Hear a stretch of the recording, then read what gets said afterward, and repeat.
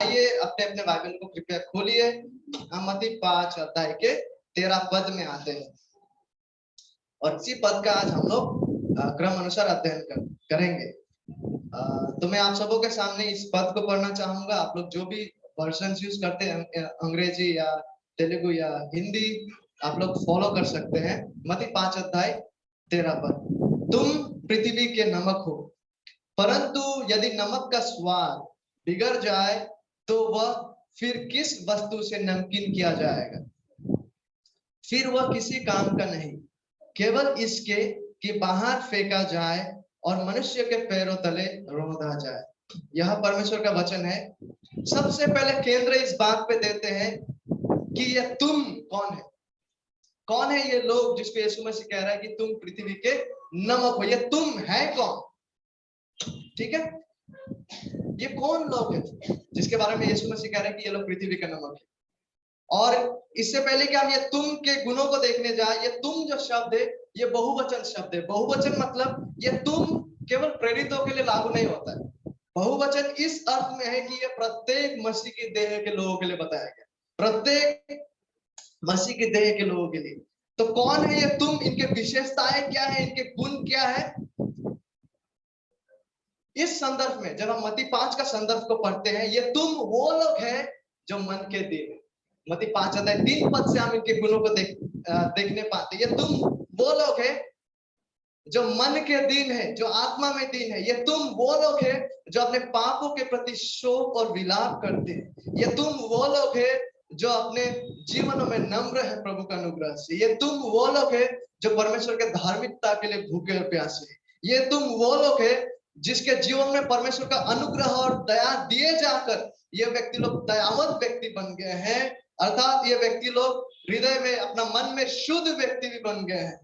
और ये वे लोग हैं जो मेल कराने वाला व्यक्ति है। और ये लोग वे लोग हैं जो लोग स्वेच्छा से, जिसको हमने पिछले बार देखे थे, स्वेच्छा से मसीह के निमित्त, मसीह के धार्मिकता के निमित्त पीड़ा को सहते हैं, सताव को सहते हैं। उन लोगों को कहा गया कि तुम you are the salt of the earth, तुम पृथ्वी के नमक हो। ये प्रत्येक सच्चा विश्वासी को प्रदर्शित करता है।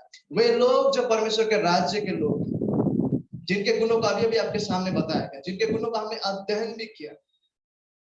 लेकिन इससे पहले कि हम इन बातों को और बारीकी से देखने लगे कि नमक होने का अर्थ क्या है और 13 पद और क्या क्या कहता है इस विषय में, इससे पहले कि हम आगे बढ़े, बहुत ही उचित होगा अभी इस वक्त ये इस सवाल को हम सभी का सामने रखने के लिए कि क्या हम वाकई में इस राज्य के लोग हैं? क्या हम वाकई में वह व्यक्ति लोग हैं जिसके बारे में यीशु मसीह यहाँ कह रहा है? क्या हम वाकई में सच्चा विश्वासी है? क्या हमारा जीवनों में वाकई में ये गुण जिसके बारे में यीशु बात यहाँ कर रहा है ये दिखाई देता है? कई बार हमारे सामने सवाल आते हैं कि मैं कैसा जानूं कि मैं उद्धार प्राप्त हूं या नहीं? मैं कैसा जानूं कि मैं वाकई में नया जन्म प्राप्त व्यक्ति हूं या नहीं? मैं कैसा जानूं कि मैं परमेश्वर के राज्य के लोग हूं या नहीं? यीशु मसीह स्पष्ट भाषा में यहाँ पे सच्चा विश्वासियों का वर्णन को दे रहा है। मैं कैसा जानूं कि मैंने वाकई में विश्वास किया है? क्योंकि प्रत्येक जो कलीसियाओं में आते हैं, कोई भी नहीं कहेगा कि मैं अविश्वासी हूँ। लगभग सभी कहेंगे कि एक प्रकार से कि मैं विश्वासी हूँ। लेकिन मैं कैसा जानूं कि मेरा दावा सच्चा है? मैं कैसा जानूं कि मैं जब कहता हूं मैं विश्वासी हूं, मैं वाकई में विश्वासी हूँ? इस तरह से हम जानेंगे कि ये गुणे जो है मत्ती 5 अध्याय 3 पद से जो 12 पद तक में जिन गुणों को पाया जाता है, ये प्रत्येक सच्चा विश्वासी में, प्रत्येक परमेश्वर के राज्य के लोगों में ये देखा जाना चाहिए और देखा जाते हैं।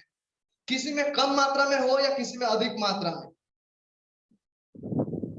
ये गुणे जिसमें शामिल है अपना आत्मिक दीनहीनता को पहचानना, पाप के प्रति विलाप और शोक करना, नम्रता का ये गुण है, परमेश्वर के धार्मिकता के लिए भूखे और प्यासा होना, दयावंत व्यक्ति होना, मेल कराने वाला व्यक्ति होना, ऐसा व्यक्ति होना जो परमेश्वर का अनुग्रह में स्वेच्छा से मसीह के निमित्त सताव को झेल रहे हैं।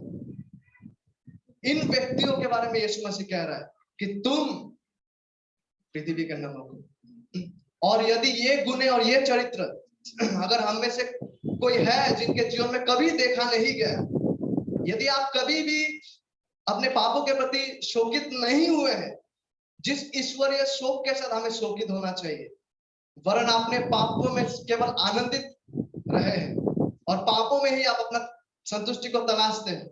यदि आप कभी भी परमेश्वर के धार्मिकता के लिए भूखे और प्यासे नहीं है, यदि हम में ये सच्चा गुण अगर कोई है जिनके जीवन में कभी देखा नहीं गया, ये पर्याप्त प्रमाण है इस बात का पुष्टि करने के लिए कि आप अभी भी खोए हुए स्थिति में।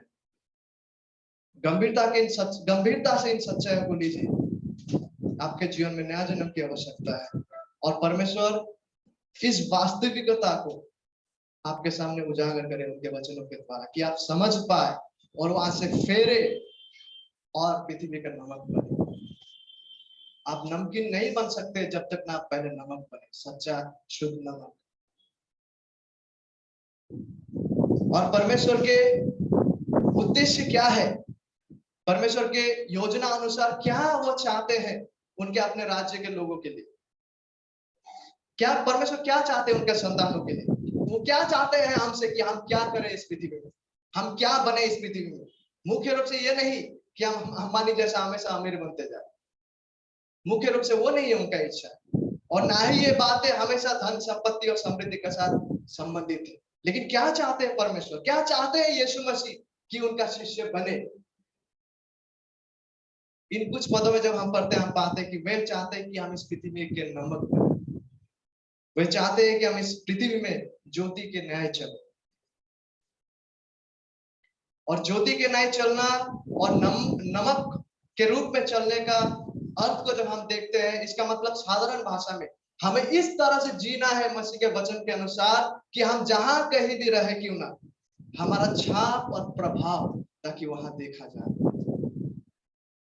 धार्मिकता और ईश्वर भक्ति का छाप और प्रभाव, चाहे हम कहीं भी रहे क्यों ना, चाहे हम जो भी कार्यस्थल में रहे क्यों ना, चाहे हम जो भी समाज, जो भी देश, जो भी गांव में रहे क्यों ना, ताकि हमारा प्रभाव, ईश्वर भक्ति का प्रभाव, धार्मिकता का प्रभाव, मसीही जीवन का प्रभाव को वहां देखा जाए। हम कुछ समय में देखने जा रहे हैं कि पृथ्वी में नमक होने का अर्थ क्या है, उनका तात्पर्य को हम अवश्य आज देखेंगे। लेकिन इससे पहले कि हम इन बातों को देखें, यहाँ पे गौर करने के वाली बात यह है कि जब यीशु मसीह कहते हैं कि तुम पृथ्वी के नमक हो, तो गौर करने वाला बात यह है, यहाँ से ये बातें भी सामने आता है कि इस तरह का नमक का आवश्यकता पृथ्वी में है ही क्यों जरूरत है पृथ्वी में नमक का, क्यों आवश्यकता है पृथ्वी में इस प्रकार का नमक, जिस प्रकार का नमक का यीशु बात कर रहा है, इस प्रकार का नमक का जरूरत होना आपको पृथ्वी की स्थिति के बारे में क्या बताती है। इससे वो बातें भी स्पष्ट हो जाता है, क्योंकि पृथ्वी कुछ ऐसा स्थिति में है जिसके वजह से वहां नमक की आवश्यकता है। तो नमक का आवश्यकता होना आपको पृथ्वी के बारे में क्या बताता है, विशेष करके पतित मनुष्यों के विषय में। जैसे कि काफी सारे लोग हैं, उनमें से कुछ लोग ऐसा है जो कहते हैं कि पतित मनुष्य उतना बुरा और बिगड़ा हुआ नहीं है, और कुछ लोग तो ऐसे भी कहेंगे कि पतित मनुष्य भी परमेश्वर की खोज कर रहा है और तलाश कर रहा है। मतलब वो इस स्थिति में है कि वो स्वयं से परमेश्वर की तलाश कर रहा है, लेकिन वचन उस दिशा में नहीं जाता। पता है वचन पतित मनुष्य के बारे में क्या कहता है? मैं कुछ पढ़ना चाहूंगा आपके लिए, आप ऐसे नोट करके रख सकते हैं अपने उसमें जो भी कॉपीज आपके। रोमी 3 अध्याय 10 से 12 पद में पढ़ना चाहूंगा। जैसे लिखा है, कोई धार्मी नहीं, ये पतित मनुष्य की स्थिति है, एक भी नहीं, कोई समझदार नहीं, कोई परमेश्वर का खोजने वाला नहीं।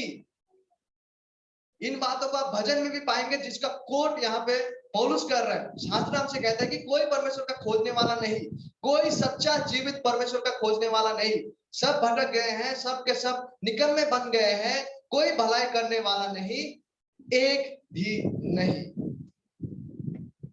पृथ्वी इस स्थिति में है, पतित मनुष्य इस स्थिति में है कि कोई भी धार्मी नहीं, स्वयं से कोई भी समझदार नहीं, कोई परमेश्वर को समझने वाला नहीं, खोजने वाला नहीं, सब भटक गए, कोई भलाई करने वाला नहीं।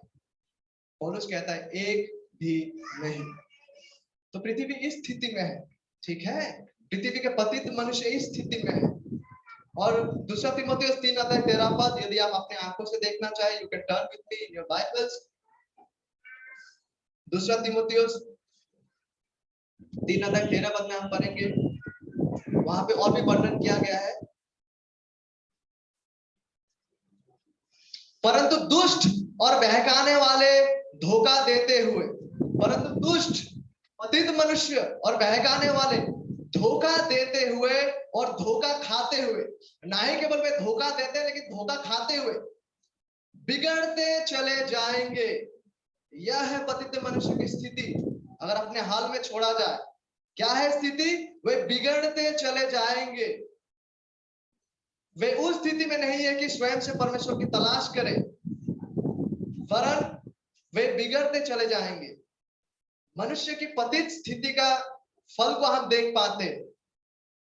कोई भी परमेश्वर को खोजने वाला नहीं, वो बिगड़ते चले जाएंगे, कोई भी धार्मिक नहीं। और ये जो मनुष्य की जो भ्रष्टता अंदर से है, इसका फल को भी आप बाहर से देख पाते हैं। इतने सारे युद्ध, इतनी सारी झूठी शिक्षाएं जो प्रचलित है, मनुष्य की पापमयता और प्रदूषित होते जाने का, बदतर से बदतर होते जाने का, बिगड़ते चले जाने का जो टेंडेंसी इंसानों में है, पतित मनुष्य में, उसे आप स्पष्ट रूप से बाइबल में देख पाते। ना ही केवल इंसान भीतरी रूप से भ्रष्ट है, क्योंकि पतित मनुष्य भीतरी रूप से भ्रष्ट है, उसके चरित्र में भी वो भ्रष्टता दिखाई देते। इसलिए वचन आपसे कहता है कि वो बिगड़ते चले जाएंगे। उसका पापमयता उसका चरित्र में भी दिखाई देता है। युद्ध का होना, छल कपट का होना, हत्याकांड का होना, झूठी शिक्षाओं का प्रचलित रहना, मनुष्य की पतित स्थिति, पापमयता और प्रदूषित होते जाने का जो टेंडेंसी है इंसानों में, बदतर से बदतर बनते जाने का जो टेंडेंसी है, बिगड़ते चले जाने का जो स्थिति इंसानों में, इसे हम इस संसार में देख पाते हैं वचन के अनुसार। लेकिन उसके बावजूद जो सच्चा कलीसिया है, जो सच्चा मसीह की देह है, वे संसार की रीति के अनुसार उसे चलना नहीं है। ठीक है, हमें बुलाया गया ताकि हम नमक और ज्योति के न्याय चले। हमें बुलाया गया ताकि हम इस सड़ते हुए स्थिति, बिगड़ते हुए स्थिति में प्रवेश करें और अपना ईश्वरीय प्रभाव को वहां छोड़े, रख छोड़े। हम मसीह का सत्य को वहां लेके आए और ये बिगड़ता हुआ स्थिति में ताकि रुकावट को लाए प्रभु का अनुग्रह से, ताकि हम अपना जीवनों के द्वारा, अपना बोली के द्वारा, अपने चाल चलन के द्वारा, धार्मिकता में जीवन जीने के द्वारा अपना प्रभाव को इस प्रदूषित संसार में लाए। और किसे करना है ये कार्य, किसे ये इस तरह से प्रभाव संसार में लाना है? तुम जो शब्द है, ये प्रत्येक सच्चा विश्वासी को प्रदर्शित करता है। केवल प्रेरितों को नहीं, केवल कलीसिया संचालन करने वाला लोगों को लेने, लेकिन प्रत्येक सच्चा विश्वासी जो मसीह की देह के हिस्सा है, आपको पृथ्वी का नमक और ज्योति होने के लिए बुलाया गया, ताकि आप जहां कहीं भी हो क्यों ना, मसीह का ज्योति, मसीह का स्वभाव, ताकि आपका चरित्र के द्वारा प्रदर्शित हो, जिसके फल स्वरूप आपका प्रभाव ताकि इस प्रदर्शित संसार में देखा जाए। और पृथ्वी में नमक होने का अर्थ और तात्पर्य क्या है? नमक होने का तात्पर्य क्या है इस पृथ्वी का? देखिए, जब हम साधारण तौर से नमक की भी बात करता है, जब हम नमक की बात करते हैं और इंसानी इतिहास में झांक के देखते हैं, तो आप पाएंगे आज भी हमको इसका जरूरत महसूस होता है नहीं? नमक हमेशा से ही इंसानों के लिए बहुमूल्य रहे। हम नमक के बिना एक दिन का खाना सोच नहीं सकते आज भी। और नमक का जो जरूरत है, नमक का जो महत्व है, वो हमेशा से ही इंसानों का इतिहास में रहा है, और आज से कहीं गुना अधिक उस समय था, उस समय हुआ करता था। और ऐसे भी समय थे जब उन दिनों में, आज तनख्वाह हमें पैसा मिलता है नहीं, उन दिनों में तनख्वाह जो था रोमी सैनिकों को ना नमक के रूप में दिया जाता था। नमक इस तरह से मूल्यवान हुआ करता था उन दिनों में।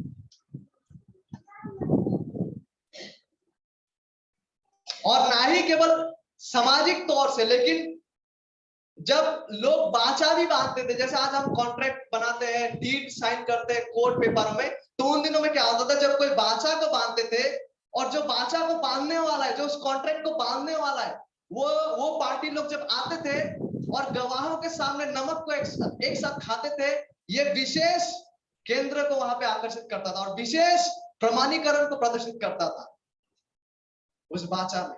ठीक है, जब कोई पार्टी बाचा बांधने को आता था, कॉन्ट्रैक्ट के लिए आता था, और दोनों साथ में गवाहों के सामने नमक को खाते थे। ये विशेष केंद्र को आकर्षित करता था उस वाचा में, और विशेष ऑथेंटिकेशन और प्रमाणीकरण इस नमक को एक साथ खाने के द्वारा करते थे। इससे जब हम लेवी व्यवस्था में पढ़ते हैं, वहां भी हम नमक का तात्पर्य को देख पाते हैं। आप अपने आंखों से देख सकते हैं। लेवी व्यवस्था 2 अध्याय 13 पद को जब हम पढ़ते हैं, लेविटिकस चैप्टर 2 वर्स 13, पुराने नियम से केवल यही एक पद पढ़ना चाहूंगा। लेवी व्यवस्था 2 अध्याय 13 पद लिखा हुआ है, फिर अपने सब अन्य बलियों को नमकीन बनाना, फिर अपने सब अन्य बलियों को नमकीन बनाना, और अपना कोई अन्य बलि अपने परमेश्वर के साथ बंधी हुई वाचा के नमक से रहित होने न देना। ठीक है, और अपने कोई अन्य बलि अपने परमेश्वर के साथ बंधी हुई वाचा के नमक से रहित होने न देना। अपने सब चढ़ावों के साथ नमक भी चढ़ाना।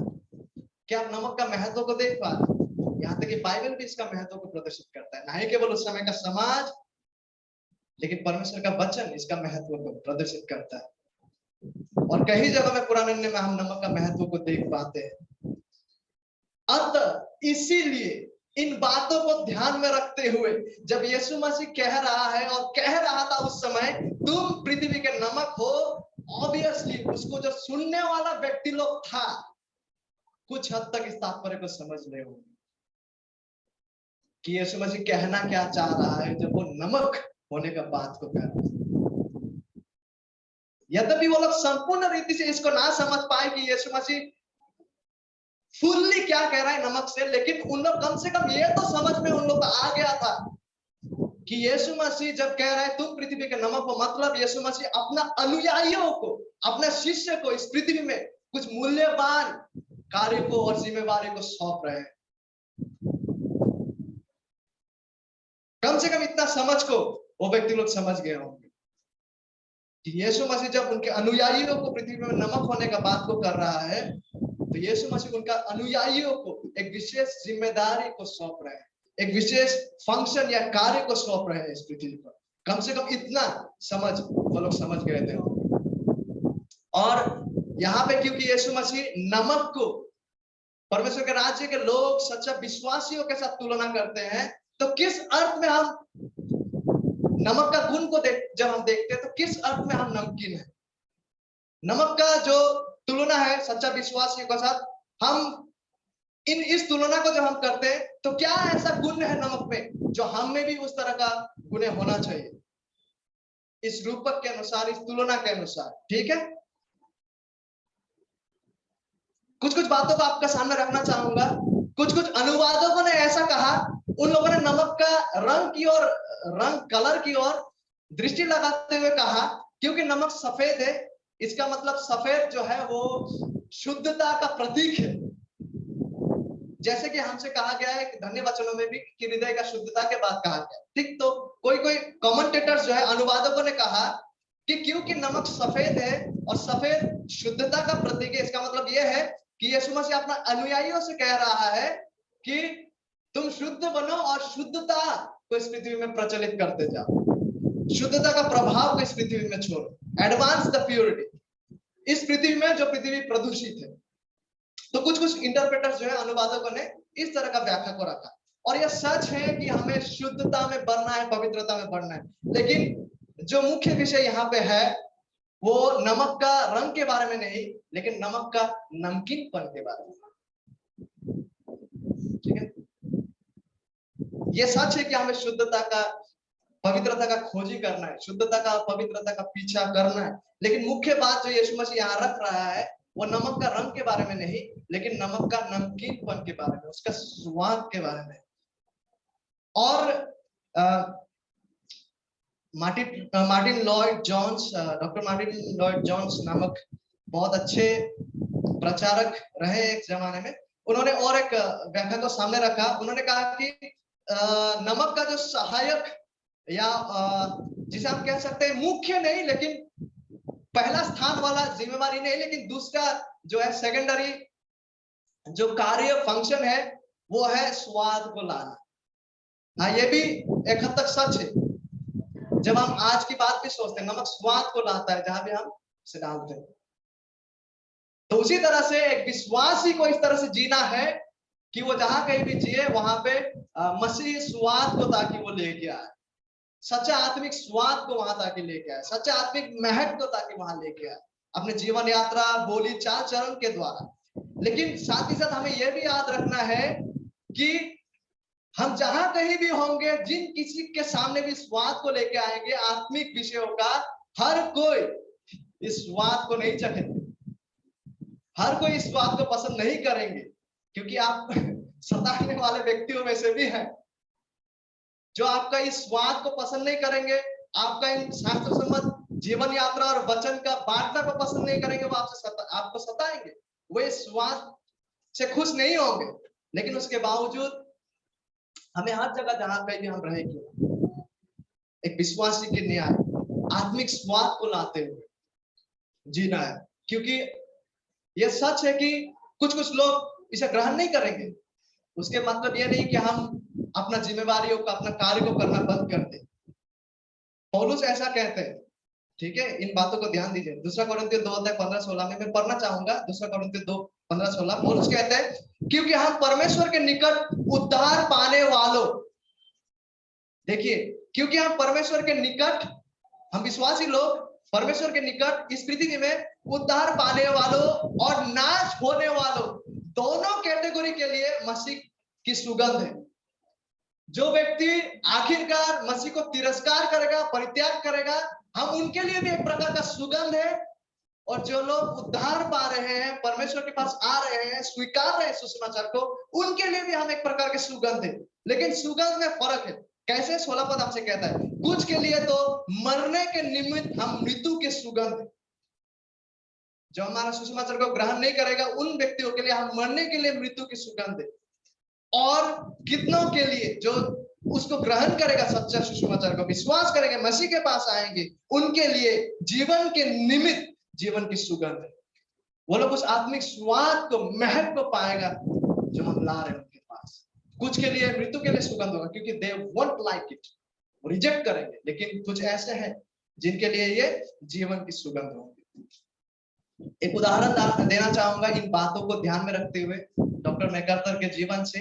एक बार क्या होता है कि यंग युवक और युवती, यंग मतलब उतना भी यंग नहीं है, जो शादीशुदा का उम्र में जो आ गए हैं शादी करने का, ठीक है। तो वैसे दो व्यक्ति मैकार्थर के पास आते हैं, एक महिला और एक पुरुष, विवाह के लिए, ताकि मैकार्थर उनका विवाह को कलीसिया में, क्रिश्चियन सर्विस में उनका विवाह को करे। और उन लोगों ने जब मैकार्थर के पास आया, दोनों ने, महिला पुरुष दोनों ने ही बोला कि हम जानते हैं कि परमेश्वर ने ही हमें मिलाया है, और हम जानते हैं कि परमेश्वर ही चाहते हैं कि हम विवाह करें। तो इन बातों को उन्होंने मैकार्थर के सामने रखा। और वो महिला भी जो थे, उन्होंने भी खुद को विश्वासी होने का दावा किया। उन्होंने बोला कि मैं अपने संपूर्ण जीवन से ही विश्वासी रहा हूं। लेकिन जब उनसे उद्धार के बारे में पूछा गया, उन्होंने बोला उनके अनुसार उद्धार ऐसा कुछ है जो वो अपने क्रियाओं के द्वारा हासिल करते, ठीक है। और उन्होंने ये भी स्वीकारा कि उसका और एक पति है, और एक पति है जिनके साथ वो त्याग पत्र के द्वारा डाइवोर्स करने के बाद सोच रहा है, क्योंकि वो पति जो है वो शादी में विश्वसनीय नहीं रहे, इसलिए वो त्याग पत्र को देने का सोच रहे हैं। लेकिन अभी तक त्याग पत्र नहीं दिया, अभी भी वो शादीशुदा संबंध में है। और साथ ही साथ बात यह भी है कि जिस युवक के साथ वो अभी शादी करना चाह रहे हैं, उनके साथ वो व्यभिचार में भी जी रहे हैं, ठीक है। जिस युवक के साथ वो शादी करना चाह रहे हैं, उनके साथ वो व्यभिचार में भी जी रहे हैं। उसके बाद वो युवक भी दावा करते हैं कि मैं भी नया जन्म प्राप्त व्यक्ति हूं। और वो युवक जो है, जो शादी करने आया इस महिला से, उसे इस बात पे कोई तकलीफ और बुराई दिखाई नहीं देती कि हमारा क्रिश्चियन सर्विस में क्यों हमारा शादी नहीं किया जाना चाहिए, क्या बुराई है इसमें। उसको कोई बुराई इसमें नजर नहीं आता।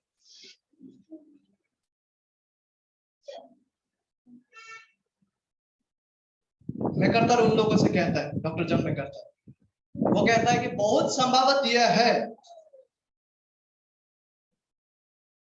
बहुत संभवत यह है कि परमेश्वर ने आप दोनों को एक साथ शादी के लिए नहीं बुलाया, क्योंकि आप लोग का जीवन यात्रा वचन का खिलाफ है।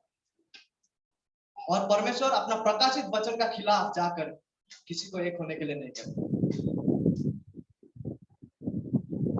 और उससे भी गया गुजरा कि आप लोग जो है अपना किया कांड पाप को सटीक ठहराने का यहाँ प्रयास कर।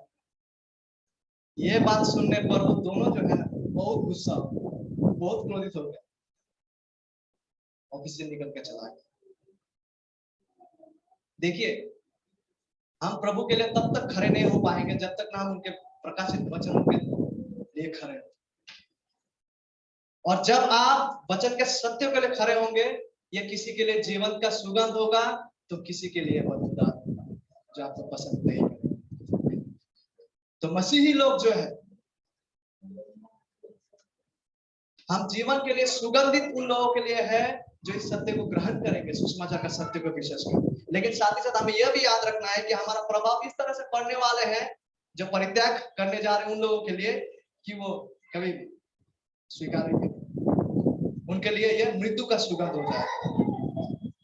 लेकिन ये दोनों नमक का गुण की ओर हमने देखा। सबसे पहला तो किसी ने रंग की ओर देख के बोला शुद्धता के बारे में, और मार्टिन लॉयड जोन्स ने यह भी कहा कि नमक का जो गुण है एक सेकेंडरी गुण, प्राइमरी मुख्य गुण नहीं, मुख्य कार्य नहीं, लेकिन सेकेंडरी जो है सहायक जो कार्य है वो ये है कि ताकि हम स्वाद को लाए।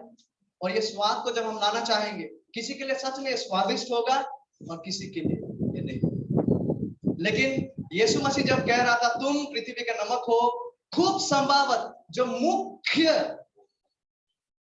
कार्य के बारे में यीशु मसीह यहाँ पर बात कर रहा था, मुख्य जिम्मेदारी जो है विश्वासियों का, जहां तक जब हम शास्त्रों को पढ़ते हैं, खूब संभावत सबसे प्राथमिक कारण जो यीशु मसीह का सोच में था वो ये था संरक्षण करने का और सड़ने को रोकने का। क्योंकि नमक जो है वो संरक्षण करता है और सड़ने से वस्तु को बचाता है। तो यीशु मसीह जब नमक होने का बात को कर रहा था, खूब संभावत जो मुख्य कारण की ओर यीशु मसीह केंद्र को दे रहा था वो ये है कि संरक्षण करने का और सड़ने से रोकने का। क्योंकि जरा सोचिए कच्चा मांस के बारे में, उन दिनों में मांस में अपने में ही ठीक है कुछ प्रकार के कीटाणु होते हैं, मांस में कुछ प्रकार के कीटाणु होते हैं जो हमें दिखता है, जो हमें नहीं दिखता, ठीक है। और हमेशा मांस में क्योंकि उसमें कीटाणु शामिल है तो सड़ने का डर रहता है। अब अगर ऐसे खुले में छोड़ देते हैं तो सड़ने का डर रहता है। और उन दिनों में फ्रिज नहीं हुआ करता था जैसे आज हम लोग का दिनों में, हम फ्रिज में रखते हैं मांस नहीं सड़ते, लेकिन उन दिनों में फ्रिज नहीं हुआ करता था। तो लोग क्या करते थे, मांस को जो है ना नमक से घिसता था, और नमक से जब मांस को घिसता था वो नमक क्या करता था, वो मांस को सड़ने से बचाता था, संरक्षण करता था। वो मांस में जो ऑलरेडी कुछ कीटाणु है उनको उसको सड़ाने से वो रोकता था। वो घिसा गया नमक, ठीक है, उस कीटाणु को रोकता था कि उसे सड़ाए। तो नमक का जो मुख्य जो कारण और उद्देश्य क्या था, सड़ने से बचाना और संरक्षण करना। ठीक उसी रीति से विश्वासी लोग जो है इस पृथ्वी के नमक है। मतलब हमारा जीवन चरित्र इस तरह से होना है, हमारा बोली, हमारा चरित्र, ताकि हम इस सड़ता हुआ संसार, प्रदूषित संसार को और अधिक से अधिक बदतर होने से, जहां कहीं भी हम रहे क्यों ना, ताकि उन्हें रोकने पाए, ताकि उन्हें बचाने पाए प्रभु का अनुग्रह से, ठीक है। आत्मिक रूप से सड़ने से ताकि लोगों को हम रोके, ताकि हमारा प्रभाव इस तरह हो उनके जीवन में, हमारा बोली, हमारा जीवन यात्रा इस तरह से, ताकि उन लोगों के जीवन में प्रभाव को लाए कि उन्हें हम सड़ने से रोके, आत्मिक रूप से और नैतिक रूप से भी, व्यवहारिक रूप से भी, भ्रष्टता और भ्रष्टाचार से, ताकि हम उन्हें रोकने में सक्षम हो प्रभु का अनुग्रह से।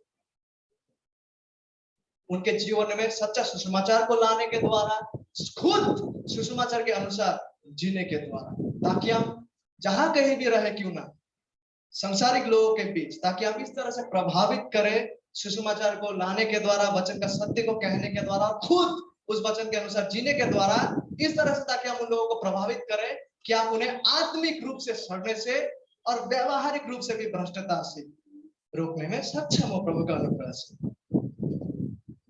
परमेश्वर का संतान होने के नाते, एक सच्चा विश्वासी होने के नाते हमें इस संसार में नमक कहा गया है और नमक के रूप में जीने के लिए कहा गया है, ताकि हम प्रभु का अनुग्रह में अपने चाल चलन के द्वारा, अपने जीवन यात्रा के द्वारा, अपने बोली के द्वारा, ताकि जहां कहीं भी हम रहे क्यों ना, हम ईश्वरीय छाप और प्रभाव को ताकि रख चुके, केवल आत्मिक रूप से नहीं लेकिन व्यवहारिक रूप से। ऐसे बहुत सारे उदाहरण को हम ईसाई इतिहास में देख पाते हैं, कलीसिया का इतिहास में, लेकिन उनमें से एक उदाहरण को मैं देना चाहूंगा जिनका नाम जॉन कैल्विन है। जॉन कैल्विन जेनीमा के रहने वाले थे और जॉन कैल्विन ने जब वो वहां पासवानी भी किया है, जब वहां के कलीसिया में उसने पासवानी शुरू किए तो वो समाज में, कलीसिया में बहुत तरह का प्रदूषण और पाप प्रचलित था जिसे लोग पाप तक मानना नहीं चाहते। तो विश्वसनीय रूप से प्रभु का अनुग्रह में जॉन कैल्विन का जीवन, उनका प्रचार के द्वारा प्रभु ने उसे इस तरह से उपयोग किया उस जगह में, उस कलीसिया में, विशेष करके कलीसिया में सुधार को लाने के लिए, आत्मिक सुधार और व्यवहारिक सुधार को लाने के लिए। इसलिए जब हम कलीसिया का इतिहास में रेफॉर्मेशन, महान सुधार की जब हम बात करते हैं, मार्टिन लूथर के साथ साथ और एक नाम वहां पे जुड़ता है, वो है जॉन कैल्विन का। प्रभु का अनुग्रह में प्रभु ने जॉन कैल्विन को इस तरह से उपयोग किया, उनके जीवन यात्रा, उनके प्रचार के द्वारा। आज भी हम उनके प्रचार, उनके लिखे हुए पुस्तकों को पाते। तो इस तरह से प्रभु ने उन्हें उपयोग किया जिसके द्वारा कलीसिया में सुधार आना शुरू हुआ, आत्मिक जीवन में, व्यवहारिक जीवन में, ना ही केवल कलीसिया में, लेकिन जिस समाज में वो रहते थे वो समाज भी सुधर गया। Can you believe that? जिस समाज में वो रहते थे समाज भी वहां सुधर गया था। इस तरह से बदलाव को एक व्यक्ति द्वारा प्रभु ने लाया। पृथ्वी का नमक ऐसा व्यक्तियों को ना कहे तो किसे हम कहें, जो अपने जीवन के द्वारा वचनों का सत्य को, सुसमाचार का सत्य को लोगों तक पहुंचाते और खुद उस अनुसार चलते। इस तरह का व्यक्ति, लोगों का जीवन इस तरह से प्रभावी होते हैं कि प्रभु का अनुग्रह में लोगों का हृदय बदलने लगते हैं। ना ही केवल जो कलीसिया में आते हैं, लेकिन जिनके साथ आप रहते हैं उनके हृदय बदलने लगते। और जब एक बार उनके हृदय बदलने लगे वचनों के सत्य के द्वारा, तो उनके व्यवहारिक जीवन बदलने लगते हैं। तो ऐसे व्यक्ति होने के लिए परमेश्वर ने हमें बोला, और हम ताकि प्रभु का अनुग्रह में ऐसा व्यक्ति बनते जाए जिसको कहा गया है तुम पृथ्वी के नमक हो। लेकिन यदि नमक का स्वाद बिगड़ जाए, या नमक यदि अपना स्वाद को खो दे, इसका अंजाम क्या होगा? इसका अंजाम मत्ती 5:13 में आगे आप देख पाते। यदि नमक का स्वाद बिगड़ जाए, मतलब नमक स्वाद को खो दे अपना, तो क्या होगा? मुख्य रूप से 3 बातें। वह फिर किस वस्तु से नमकीन किया जाएगा? यदि नमक ही अपना स्वाद को खो दे तो वो खुद ही किस चीज से भी उसका नमकीन किया जा सकता है? यीशु मसीह का पहला तर्क। दूसरा, फिर वो किसी काम का नहीं, और फिर वो किसी काम का ही रहा नहीं, क्योंकि उसका जीवन में ऐसा कुछ है नहीं जिससे वो प्रभावित करे आत्मिक रूप से, वो कुछ काम का नहीं। और तीसरा, केवल इसके कि बाहर फेंका जाए और मनुष्य के पैरों तले रौंदा जाए। ठीक है। और सबसे पहला बात हमें यहां से यह जानना है कि यीशु मसीह यहाँ पे एक सच्चा विश्वासी उद्धार खो देंगे वो शिक्षा को नहीं दे रहा है। ठीक है। कभी भी एक सच्चा नमक जो है, सच्चा विश्वासी जो है, वो अपना उद्धार को नहीं खोएंगे, क्योंकि यीशु मसीह उसके बारे में यहाँ बात नहीं कर रहे। क्योंकि यीशु मसीह कहते हैं यूहन्ना 10 में जब हम पढ़ते हैं, हम पाते हैं कि जो यीशु मसीह के भेड़ है वो यीशु मसीह का आवाज या शब्द को सुनते हैं और यीशु मसीह का पीछे हो लेते हैं, और यीशु मसीह उन्हें जानता है और उन्हें अनंत जीवन देता है और कोई उनमें से नाश नहीं होगा। तो एक सच्चा विश्वासी जो है वो अपना उद्धार को नहीं खोएगा, और ना ही यीशु मसीह यहाँ पे उद्धार खोने का बातों को कर रहा है। लेकिन यदि हम उन दिनों की ओर झांक के देखें तो हम पाते हैं कि सच्चा नमक जो है, सोडियम क्लोराइड, सच्चा और शुद्ध नमक, उसका स्वाद को कभी नहीं खोता है। सच्चा जो नमक है, शुद्ध नमक, उसका स्वाद को नहीं खोता है। ठीक है। हालांकि सच्चा विश्वासी जो है किसी पाप में गिरने के कारण उसका प्रभाव शायद थोड़ा कमजोर हो जाए, लेकिन जो वो वाकई में है अस्तित्व से, प्रभु का अनुग्रह से, वो नहीं खो जाते हैं। सच्चा नमक जो है, जो शुद्ध नमक है, वो अपना नमकीनपन को नहीं खोते। लेकिन उन दिनों में क्या होता था, अधिकतर जो तथाकथित नमके होते थे उन दिनों में उन्हें मृत समुद्र जो कहा जाता है, डेड सी का जो एरिया है वहां में पाया जाता था। और जहां पे वो तथाकथित नमक जो होता था वो शुद्ध नमक नहीं होता था, उसमें संपूर्ण अशुद्धता परिपूर्ण हुआ करता था, जिनमें से एक है जिप्सम, जिसको कहा जाता है। ये अशुद्धताएं उनमें होते थे, वो सच्चा और शुद्ध नमक नहीं हुआ करता था, जिसे डेड सी, मृतक सागर के उस क्षेत्र में पाया जाता था, उनमें अशुद्धताएं होते थे। और ये तथाकथित नमक जो है, इनमें नमकीनपन भी हुआ नहीं करता था, जिस तरह का नमकीनपन एक सच्चा शुद्ध नमक में होते। अतः इस प्रकार का जो तथाकथित नमक है वो किसी काम का नहीं हुआ करता था। और जो नमक, इन बातों को ध्यान में रखते हुए, जो नमक अपना स्वाद को खो देता है, क्या इसका मतलब यह है कि वो एक जमाने में सच्चा शुद्ध नमक था और अब वो हमेशा के लिए अपना इस सच्चा स्वाद को खो दिया है? ना, क्योंकि एक सच्चा नमक, अपना सच्चा शुद्ध नमक अपना स्वाद को नहीं खोता है, आखिरकार वो नहीं खोता है। और जो तथाकथित नमक अपना स्वाद को खो दे या उसका स्वाद बिगड़ जाए हमेशा के लिए, इससे क्या ठहरता है? वो एक प्रकार का नमक सा, तथाकथित नमक सा था, लेकिन वो कभी भी शुद्ध और सच्चा नमक नहीं था। यदि कोई तथाकथित नमक अपना स्वाद को खो देता है आखिरकार हमेशा के लिए, इसका मतलब यह है कि वो कभी सच्चा और शुद्ध नमक था ही नहीं। क्योंकि एक सच्चा नमक अपना स्वाद को नहीं खोता है। जो नमक अपना स्वाद खो दे, या जो केवल एक प्रकार से नमक होने का दिखावा और दावा कर रहा था, लेकिन वो अपना स्वाद को आखिरकार हमेशा के लिए खो देता है, इससे क्या होता है? इससे यह साबित और प्रदर्शित और प्रमाणित होता है कि वो कभी सच्चा और शुद्ध नमक था ही नहीं टू बिगिन विथ। और यीशु मसीह आगे कहता है, फिर वो किसी काम का नहीं रहा। ऐसा नमक जो कभी नमक था ही नहीं, जो तथाकथित नमक है, जो नमक सा दिखता था, वो किसी काम का नहीं, केवल इसके कि बाहर फेंका जाए और मनुष्य के पैरों तले रौंदा जाए। देखिए, हमने देखा कि एक सच्चा विश्वासी को शुद्ध नमक के साथ तुलना किया गया है। वो शुद्ध नमक जो संरक्षण का कार्य को करता है, वो शुद्ध नमक जो स्वाद को लाते हैं, जो सड़ता हुआ पृथ्वी में सड़ने से लोगों को रोकते हैं, अनंतकालीन विनाश होने से लोगों को रोकते हैं, प्रभु का अनुग्रह में सुसमाचार को देने के द्वारा, अपने व्यवहारिक जीवन के द्वारा प्रभाव को रखते हैं। लेकिन यदि कोई इंसान मसीह का शिष्य होने का दावा करता है, लेकिन वो कभी भी सच्चा विश्वासी था ही नहीं, तो वो उस नमक के न्याय है, उस नमक के न्याय है जो तथाकथित नमक है, जिसने आखिरकार अपना स्वाद को खो दिया। देखिए, कहा गया है कि हम नमक के न्याय चले, नमक होते हुए इस पृथ्वी पर। लेकिन कोई व्यक्ति कैसे नमक का प्रभाव को इस पृथ्वी में लाएगा यदि वो खुद नमकीन नहीं है? कैसे वो किसी के जीवन में आत्मिक जीवन का भला कार्य में जुड़ा रहेगा यदि स्वयं उसके जीवन में आत्मिक जीवन नहीं है?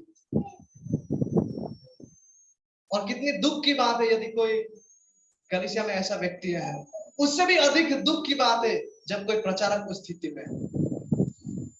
ये बहुत ही दुख भरा स्थिति। और यदि कोई इंसान ऐसा स्थिति में ही रह जाता है तो यीशु मसीह के बातों के अनुसार ऐसा लगता है कि इसको कैसे नमकीन बनाया जाए। उत्तर है संभावत ये संभव नहीं है।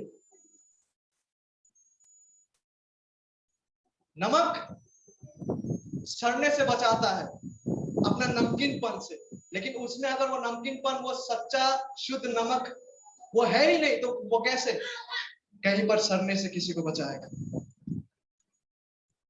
यदि कोई इंसान मसीह को जानने और विश्वास करने का दावा करते हैं, उसके बावजूद उसमें ही अगर आत्मिक जीवन नहीं है, बेस्वाद अगर वो है, और अगर वो इसी स्थिति में रह जाता है आखिरकार, तो उसको फिर कैसे नमकीन किया जा सकता है। The thing is, खूब संभवत वो एक ऐसा स्थिति में पहुंच गया है जहां से मुड़ के आना असंभव है।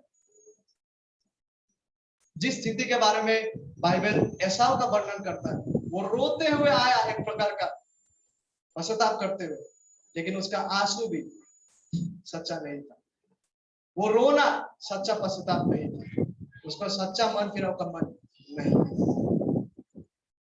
परमेश्वर हमें सहायता करे कि हम में से कोई भी वैसा स्थिति में पहुंचने से प्रभु का अनुग्रह में बचे। और ना ही केवल ये इंसान वैसा स्थिति में पहुंच जाता है जहां से वो लौट के नहीं आ सकते हैं, इसलिए हमें बहुत सावधान रहना है, क्योंकि पाप जो है, कई बार ऐसा लग सकता है कि पाप हल्का चीज है। नहीं, जब हम पाप में चलते जाते हैं, शायद ऐसा भी हो सकता है कि पाप करते करते हम वैसा स्थिति में पहुंच जाए जिस स्थिति में था ऐसा। और ऐसा व्यक्ति जो है, ना ही केवल वो ऐसा का स्थिति में पहुंचते हैं जहां से नमकीन बनाया जाना संभव नहीं है, वरन यीशु मसीह के बात के अनुसार वे और किस काम का है, वो किसी काम का नहीं, अनप्रॉफिटेबल, आत्मिक रूप से सच्चा लाभ का वो है नहीं, रह नहीं जाता। और आखिरकार यदि कोई ऐसा स्थिति में रह जाता है केवल इसके कि बाहर फेंका जाए और मनुष्य के पैरों तले रौंदा जाए। जब कोई ऐसा स्थिति में रह जाता है, वो अनंत काल विनाश की ओर आगे बढ़ता है। और इसी प्रकार का लोगों को केंद्र रखते हुए यूहन्ना हमसे कहता है, पहला यूहन्ना का 2 में, वे निकले तो हम ही में से, वे प्रकार के लोग हम ही में से निकले, पर हम में के थे नहीं। यद्यपि वो हम ही में से निकले, लग ऐसा रहा था कि वो हम लोगों में से ही कोई है, लेकिन यूहन्ना कहता है पर हम में के थे नहीं, क्योंकि यदि वे हम में के होते, क्योंकि वो यदि सच्चा नमक होते तो हमारे साथ रहते, पर निकल इसलिए गए कि यह प्रकट हो कि वे सब हम में के नहीं है। वो तथाकथित नमक जिसको देख के ऐसा लगता था मानो कि ये सच्चा नमक है, लेकिन आखिरकार यदि वो अपना नमकीनपन को खो देते, जिससे ये साबित हो जाता है कि वो कभी भी नमक था ही नहीं। यूहन्ना के अनुसार उसे ये प्रकट होता है कि वो सब हम में के थे ही नहीं। इन सब बातों को ध्यान में रखते हुए मैं कुछ उत्साह को सामने लाना चाहूंगा, जिसे हम इब्रानी का पुस्तक में पाते 3 अध्याय में पढ़ना चाहूंगा आप सभी के लिए, हम सबों के लिए। हे भाइयों, हमें से प्रत्येक लोगों चौकस रहो कि तुम में से ऐसा बुरा और अविश्वासी मन ना हो, कि तुम में ऐसा बुरा और अविश्वासी मन ना हो जो तुम्हें जीवते परमेश्वर से दूर हटा ले जाए। वरन जिस दिन तक आज का दिन कहा जाता है, जिस दिन तक हमारे पास अवसर है, मौका है, जिस दिन तक आज का दिन टुडे कहा जाता है, हर दिन एक दूसरे को समझाते रहो। ऐसा ना हो कि तुम में से कोई जन पाप के छल में आकर कठोर हो जाए और उसी कठोरपन में रह जाए, जिससे यह साबित हो कि आप कभी नमक थे ही नहीं।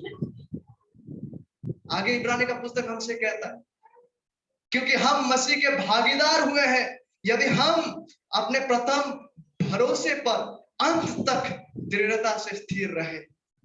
जैसे कहा जाता है, यदि आज, और मैं हम सबों के साथ सामने रखना चाहूंगा, यदि आज, अभी आज इस समय जो वचनों को आपके सामने रखा गया, यदि आज आप उनका उसका शब्द सुनो, वचनों का शब्द को अगर आप सुन रहे हैं तो अपना मनों को कठोर ना करें, वरन इन सत्य के प्रति अपने आप को संपूर्ण रूप से निर्भरशील आप हो जाइए, इस पर समर्पित आप हो जाए इन सत्य के प्रति, और विशेष करके परमेश्वर के सुसमाचार के प्रति, और इन सत्य के प्रति संपूर्ण समर्पण और विश्वास के द्वारा इस रीति से इस पृथ्वी में जिए, पृथ्वी के नमक होकर इस रीति से पृथ्वी में जिए, ताकि हमारा जीवन यात्रा सुसमाचार का ऐलान करे, हमारा बोली, हमारा चाल चलन ताकि ऐसा हो जहां पे प्रभु यीशु मसीह का वचन और सुसमाचार ताकि प्रदर्शित हो, जिसके द्वारा हम जहां कहीं भी हो क्यों ना, ताकि हम लोगों को भी उत्साहित करें कि वे भी इन सत्य को विश्वास करते हुए हमारे साथ एक हो जाए प्रभु में विश्वास करने के द्वारा, कि हम एक साथ इस पृथ्वी में नमक बनकर जिए। और यदि ये सच्चाई आज तक हमें से किसी का जीवन में नहीं हुआ है, प्रभु अनुग्रह करे कि आज वो दिन हो जहां ये आरंभ प्रभु पवित्र आत्मा के सामने से हमारे जीवन में हो रहा है, ताकि हम उन लोगों में से हो जिन्हें यीशु कहते हैं तुम पृथ्वी के नमक हो। आइए प्रार्थना करें। प्रभु आपको धन्यवाद देना चाहते हैं आपके वचनों के सत्यों को समझाने के लिए। प्रभु हमें नहीं पता कौन किस आत्मिक स्थिति में है, अनुग्रह करे प्रभु कि हम में से प्रत्येक लोग उन समूह का हिस्सा हो प्रभु जिन्हें आप नमक कहकर बुला रहे हैं। प्रभु सहायता करें हम जहां कहीं भी हो क्यों ना, ताकि प्रभु आपका सुसमाचार में सच्चा विश्वास करने के द्वारा, ताकि हमारा जीवन चरित्र, हमारा बोली इस तरह से आपका बोली और आपका चरित्र को प्रदर्शित करे जहां कहीं भी हम रहे क्यों ना, ताकि आपका ईश्वरीय प्रभाव को हम अपने समाजों में, अपने कलीसियों में, अपने घरों में, अपने पड़ोसियों के सामने पेश करें। अनुग्रह करें प्रभु, ये बहुत ही कठिन है प्रभु, अनुग्रह करें। यदि आप हमें सहायता ना करें ये असंभव है प्रभु, बिकॉज विदाउट यू प्रभु यीशु मसीह आपके अलावा ऐसा कुछ भी नहीं कर सकते। इसलिए प्रभु हम संपूर्ण